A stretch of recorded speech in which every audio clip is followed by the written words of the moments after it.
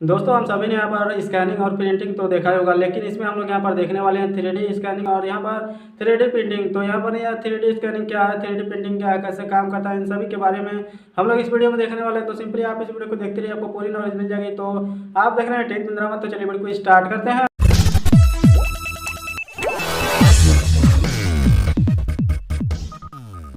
तो पिछले कुछ सालों से यहाँ पर 3D स्कैनिंग और 3D प्रिंटिंग बहुत ही पॉपुलर है। लोग जानना चाहते हैं यहाँ पर यह 3D स्कैनिंग काम कैसे करता है, किस तरह से यहाँ पर यह इसमें प्रिंटिंग होती है। तो नॉर्मल आप यहाँ पर 2D में प्रिंटिंग करते हैं। यदि कोई प्रिंटर है तो उसके अंदर कोई कागज़ या डॉक्यूमेंट को रख देंगे और यहाँ पर प्रिंटर को ऑन कर देंगे। ऑन करने के बाद उसके नीचे से एक लाइट आएगी और उस लाइट के माध्यम से यहाँ पर आपका प्रिंटिंग जो कि है हो जाएगा। 3D में आप किसी भी कागज़ या डॉक्यूमेंट का स्कैन नहीं करते, उसमें किसी भी ऑब्जेक्ट का स्कैन करते हैं। मान लीजिए एक एग्जांपल की तरह से मुझे यहाँ पर 3D में स्कैन करना है, तो जो कि यहाँ पर जो मशीन है उसके 3D स्कैन करने का तरीका वो अपने हिसाब से यहाँ पर स्कैन करेंगे और उसके अकॉर्डिंग यहाँ पर सेम टू सेम मेरी एक 3D स्केल बना देगी। और बनाने के बाद उसको आप यहाँ पर कहीं भी यूज कर सकते हो प्रिंटिंग करने के बाद। तो अब यहाँ पर 3D स्कैनिंग में सबसे कॉमन है लेजर बेस्ड टेक्निक। तो लेजर बेस्ड टेक्निक में क्या होता है कि जो कि लेजर बेस्ड स्कैनर होते हैं वो बहुत सारे बीम्स को यहाँ पर छोड़ते हैं, अपने टारगेट पर शूट करते हैं और वह उस टारगेट से जो कि टारगेट है उससे टकरा करके वापस आता है। और वह कितनी देर आता है, कितने टाइम के बाद आता है, वह ये पता लगाते हैं। और पता लगाने के बाद वो उस ऑब्जेक्ट का कितना ऊंचाई है, लंबाई, गहराई और वह कितना उभरा हुआ है, तो यह सभी चीज़ यहाँ पर पता लगाते हैं।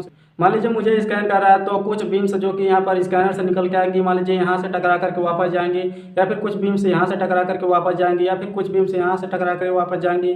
तो ओवरऑल वह चारों ओर से ऐसे बीम छोड़ेगा और छोड़ने के बाद सिंपली वह सभी बीम्स यहाँ पर टकरा करके कितने टाइम में वापस गई, तो ये पता लगाएगा। पता लगाने के बाद आपके ओवरऑल एक पूरा हर एक एंगल से स्ट्रक्चर बना देगा। स्ट्रक्चर बनाने के बाद ओवरऑल आपको यहाँ पर एक 3D इमेज बना करके दे देगा। 3D स्कैनर में आप लेजर बीम के अलावा यहाँ पर 2D कैमरा या फिर 3D कैमरा लेआउट भी होते हैं, इसको भी आप यहाँ पर यूज कर सकते हैं।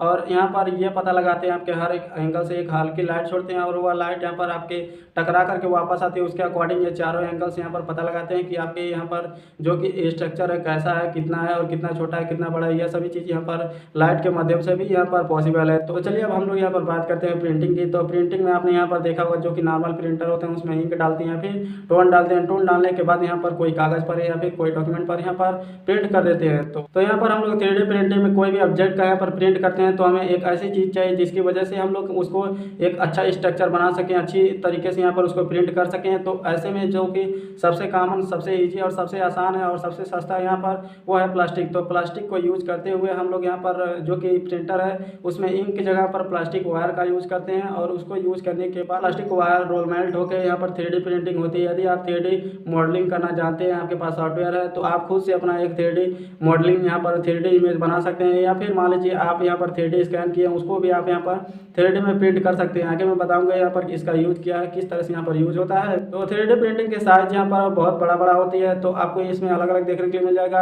आपको इतना बड़ा भी देखने के लिए मिल जाएगा, इतना बड़ा भी, और ये रूम के साइज के भी आपको यहाँ पर 3D प्रिंटिंग देखने के लिए मिल जाएगी। तो यहाँ पर 3D printing layer by layer print करते हैं। मान लीजिए यहाँ पर एक कोई ऑब्जेक्ट है, उसके ऊपर एक लेयर, फिर उसके ऊपर एक लेयर, तो ऐसे लेयर बाय लेयर करते करते मान लीजिए एक आपके सामने ये पर उसका एक 3D स्ट्रक्चर बना देंगे। तो इसमें आप यहाँ पर कलर सेलेक्ट कर सकते हैं और यदि हल्का बनाना चाहते हैं या फिर हैवी बनाना चाहते हैं, ड्यूरेबल बनाना चाहते हैं तो डेंस कर सकते हैं। तो ये सभी चीज़ इसमें आपको यहाँ पर मैनुअल कंट्रोल मिलता है, आप अपने हिसाब से यहाँ पर उसको बना सकते हैं। तो 3D प्रिंटिंग काफ़ी कॉमन हो गई आज के समय में, आपको हर जगहों पर यहाँ पर 3D प्रिंटिंग देखने के लिए मिल जाएगा। और कुछ प्रिंटर में यहाँ पर 3D स्कैनर भी लगे होते हैं। मान लीजिए किसी ऑब्जेक्ट का आपको यहाँ पर एक 3D स्ट्रक्चर चाहिए, उसका 3D लेआउट चाहिए, तो उसको उस ऑब्जेक्ट को आप उस प्रिंटर में डाल दीजिए।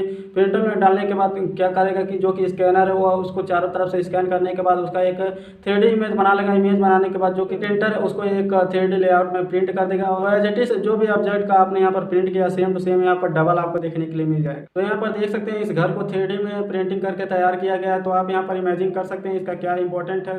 तो आज के समय में यहाँ पर 3D स्कैनिंग और 3D प्रिंटिंग काफ़ी इंपॉर्टेंट चीज़ बन गई है। जो भी यहाँ पर जियोलॉजिस्ट हैं और यहाँ पर आर्कियोलॉजिस्ट हैं, जहाँ कहीं पर भी जहाँ जहाँ पर वह जाते हैं उनको नई नई कुछ पुरानी वस्तुएं मिलती हैं तो उनको 3D में स्कैन कर लेते हैं उनको रिजर्व रखने के लिए। और कहीं कहीं पर तो बड़े बड़े बिल्डिंगों को भी यहाँ पर 3D में प्रिंट किया जा रहा है। तो आप यहाँ पर यदि मान लीजिए अर्जेंट में फॉर एग्जांपल कोई भी यहाँ पर स्क्रू की आपकी ज़रूरत है और वह नहीं मिल रही है मार्केट में या फिर कहीं भी, तो उसको आप यहाँ पर यदि 3D प्रिंटर है तो आप आसानी से उसको प्रिंट कर लेंगे तो आपको यहाँ पर अवेलेबल हो जाएगी, आपको मिल जाएगी। और मान लीजिए आपके ऊपर डिपेंड करता है आप क्या चीज़ सोचते हैं, क्या चीज़ यहाँ पर 3D में प्रिंट करना चाहते हैं, फॉर एग्जांपल मान लीजिए कोई यहाँ पर कप हो गया, प्लेट हो गया, कोई चम्मच हो गया या फिर कुछ भी हो गया, आपके ऊपर डिपेंड करता है क्या चीज़ आप यहाँ पर सोच सकते हैं। तो वह सभी चीज़ इसमें आप यहाँ पर 3D में प्रिंट कर सकते हैं। तो यहाँ पर जो कुछ भी आप यहाँ पर सोचते हैं या फिर चाहते हैं उसको आप यहाँ पर 3D में प्रिंट कर सकते हैं। फॉर एग्जांपल मान लीजिए यहाँ पर कोई यहाँ पर मेटेलिक का कोई भी यहाँ पर स्क्रू हुआ चाहिए, तो उसके लिए आपको यहाँ पर बड़े बड़े मशीन, आपको यहाँ पर कई मशीन लगेंगे उसको बनाने के लिए, और यहाँ पर हाई टेम्परेचर का सामना करना पड़ेगा, तब जाके आपको यहाँ पर वो स्क्रू मिलेगा। और यदि मान लीजिए आपको यहाँ पर प्लास्टिक का चाहते हैं, तो आपके पास यदि 3D प्रिंटिंग करने वाला मशीन है तो उसको यूज करने के बाद आप आसानी से यहाँ पर 3D में प्रिंट कर सकते हैं और उसके बाद वो अवेलेबल हो जाएगा। तो ये आने वाले कुछ दिनों में यह बहुत ही सस्ता होगा, जिसको आप अपने घरों में भी यूज कर सकते हैं। तो हमें उम्मीद है आप जान गए 3D प्रिंटिंग क्या है, 3D स्कैनिंग क्या है, किस तरह से काम करता है, किस तरह से आप इसे यूज में ले सकते हैं। तो फिलहाल के लिए इस वीडियो में इतना ही। कोई सवाल है तो नीचे कमेंट करना ना भूलें। तो मिलते हैं नेक्स्ट वीडियो में। जय हिंद, वंदे मातरम।